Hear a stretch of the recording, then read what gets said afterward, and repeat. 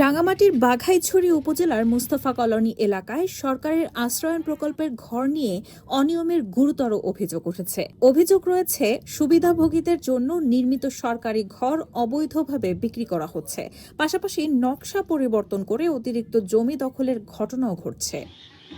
সরেজমিনে গিয়ে দেখা যায়, ভূমিহীন ও অসহায় মানুষের পূর্বাসনের জন্য নির্মিত এসব ঘর কিছু অসাধু ব্যক্তির অর্থের বিনিময়ে অন্যদের কাছে বিক্রি করে দিচ্ছেন। ফলে সরকারের মানবিক এই প্রকল্পের উদ্দেশ্য এই প্রশ্নের মুখে পড়েছে এবং প্রকৃত ভূমিহীন ও অসহায় পরিবারগুলো বঞ্চিত হওয়ার আশঙ্কা তৈরি হয়েছে। ফ্লোরের মধ্যে আমাদের ঘরের মধ্যে যেতে পারি না, ঘরের মধ্যে যেতে গেলে অনেক ফ্যাক ট্যাক ঘুরে আমাদের ঘরের মধ্যে ঢুকতে হয়।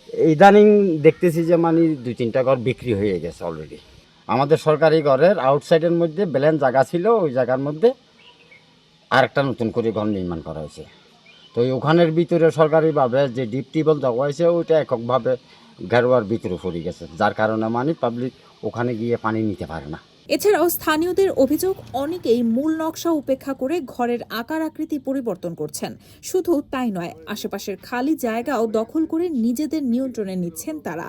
এতে পুরো কলোনির পরিকল্পনা নষ্ট হওয়ার পাশাপাশি ভবিষ্যতে নানা জটিলতার আশঙ্কা তৈরি হয়েছে। একজন মুক্তিযোদ্ধা যিনি, উনি অসুস্থ ছিল, ওনার ওয়াইফকে নিয়ে, ওনাকে নিয়ে চট্টগ্রাম চলে গেছে। এখন ওটা বিক্রি করছে, ওনারা আপসে বিক্রি করছে।